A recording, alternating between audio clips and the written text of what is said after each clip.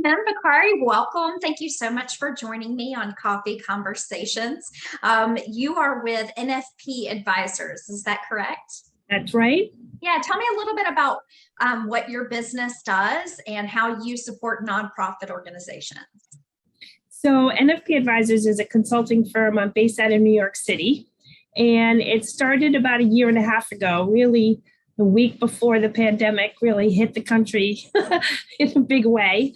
I had always wanted to start my own company to help nonprofits. I love their missions. They serve a vital role in this country and the provision of services.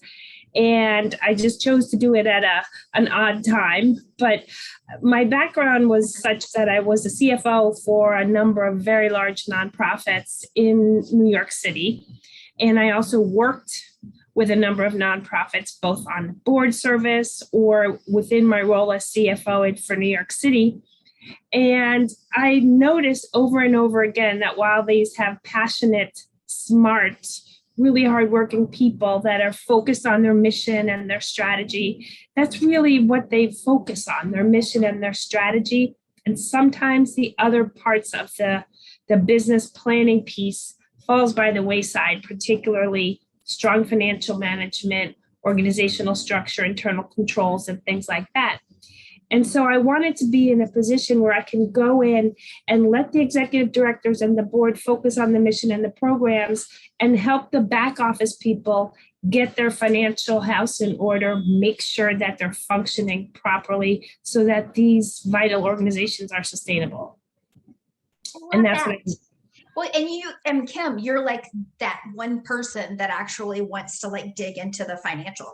And the reason I think that most organizations get into any sort of trouble or kind of just get a little bit haphazard with the financials is because no one understands it. So they're just going to ignore it. It's like, don't ignore the man behind the curtain. That's your financials back there. So this is great that you're doing this, especially with mid-sized or small to mid-sized nonprofit organizations who don't have the staffing capacity of maybe the organization where you served as a CFO. Right.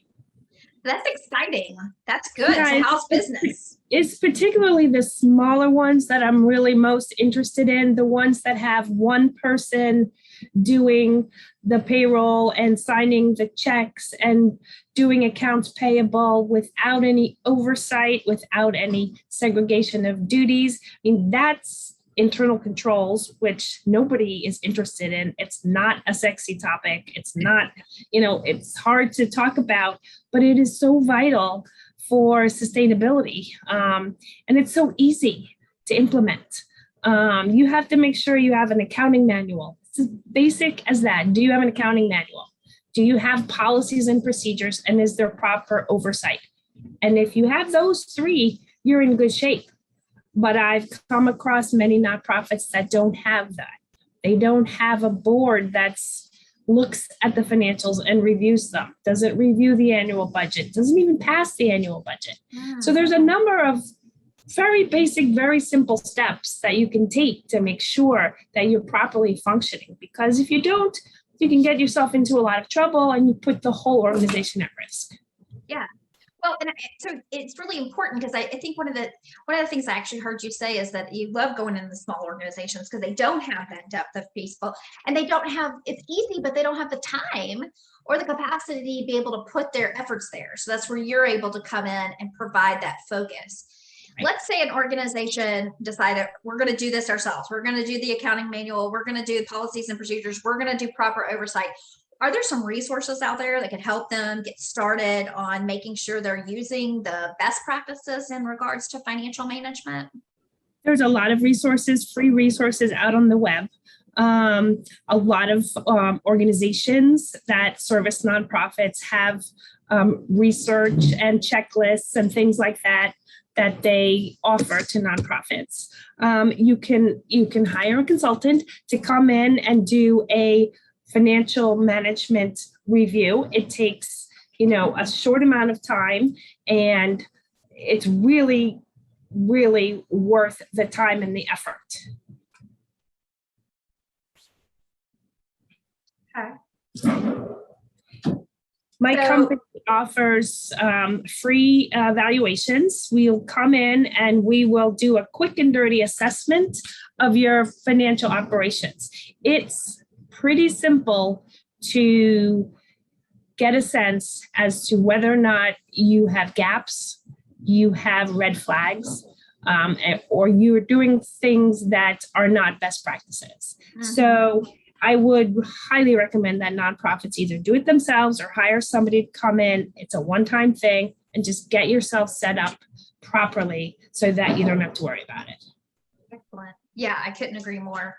I actually, when I do organizational assessments, one portion of it is a financial, not anywhere near to the depth that you're talking about in regards to the financial, but that's one component of it. And just looking at policies and procedures, whether or not they have proper oversight and is the board utilizing those best practices and doing that financial management piece. So certainly understand the importance of it, but even to go that much higher, I think would be really key. If you had to set some priorities, let's say you have an organization, they haven't been having their monthly board meetings with a financial report, or more importantly, and maybe more likely, their P&L is not a good actual to annual budget kind of document. Maybe they're not doing some systems that would just tell them more about how much they're achieving fundraising wise. Maybe they don't have procedures in regards to checks, or they're letting people spend out of petty cash. You know, some of those old fashioned kind Red flags. Yeah. Red flags. Did you say cash? Red lights start going off. But talk to me about, if you have an organization that's operating really old school like that, and that's kind of what I see it as. It's just like the old school cash bank kind of going around with them. What are some of the immediate priorities? And I'm talking like the hold it with your hand kind of priorities that we can implement tomorrow. Where do I just the basics start? The very, very first thing I would do is to make sure that there are monthly reconciliations of your books, whether you're using QuickBooks or whatever you're using. Make sure there's a monthly report and make sure that that is reviewed by the board. Mm-hmm. Now, not every board is going to want to review it, but at least provide it to the board. But it's also important to gently remind the board that there are laws in most states that give the board fiduciary duty. It is their duty to review the financial situation of an organization, understand what's going on, because if something is happening, it's ultimately the board's responsibility.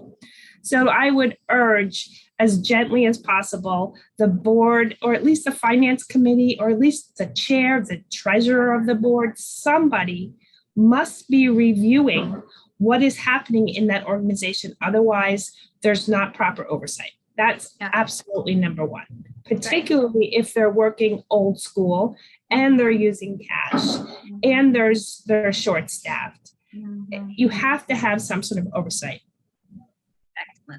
Yeah, I like how you're like, let's gently remind them. I go in there, I'm like, you're gonna go to jail. Do you have your DNO? Like, get it together. No, I'm kidding. It's pretty severe. I gently remind them that there are fiduciary responsibilities. Yeah. Well, and one of the best ways to do that is to have the ask if we can review the DNO policy to make sure it covers for the liability of the organization, since you all are liable. The thing that's going to really, I think, get everybody's attention, the executive director or even the board, is that the funders, donors, grant makers, foundations are starting to look at this. Yeah. There are so many organizations out there now, particularly over the past year and a half. There's been so many new, really wonderful mission-driven organizations. And there's been so much more foundation donations that they're starting to kind of look under the surface a little bit and saying, is this a sustainable organization? Is my money going to really do work if I do it there? Do they have a functioning organization? Is it set up properly? What are their books like? Yeah. They're going to start looking at it. So not only could it hurt you, in a legal way, if somebody's doing something funny, but it could prevent you from getting funding. Yeah. And right, you're in this business to achieve the mission. And if you're not looking at those financials and tearing them to pieces, then you're actually not achieving the mission like you're supposed to. And I think that's one of the most important things to point out to board members is that just by looking at it cursory, everything might look gravy, but unless you're digging in and saying, this fundraising event, the ROI, return on investment wasn't there. Why are we still doing this fee for service? It's not selling. Like those are the kinds of questions board members should be asking because it's ultimately their job. Yeah. So oftentimes when they're looking at mission, they're looking at what it's going to take on an annual basis to be able to fund that mission, to achieve that mission. And they create an annual budget. And I say they really loosely because I see it coming from inside the house, most often from staff, and then the board just kind of rubber stamps it.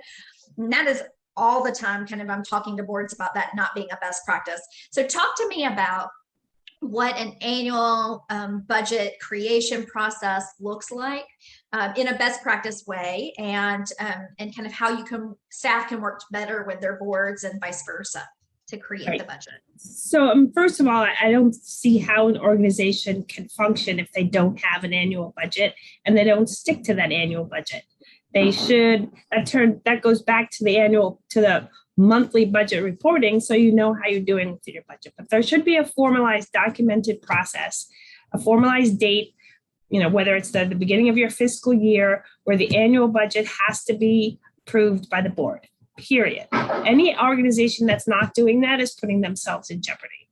The process itself should start fresh every year. You see a lot of organizations just doing the same budget every year, maybe adding a multiplier, keeping the line items the same, but things change.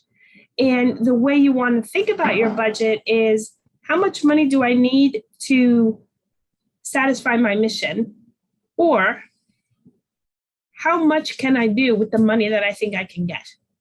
So there's two ways of looking at it. And I would always start with the fundraising. How much do you think that you're going to generate in revenue this year? Whether it be fundraising, whether it be grants, are you going to get any state or local funding? List all of your revenue sources and come up with reasonable projections on how much revenue you think you can get.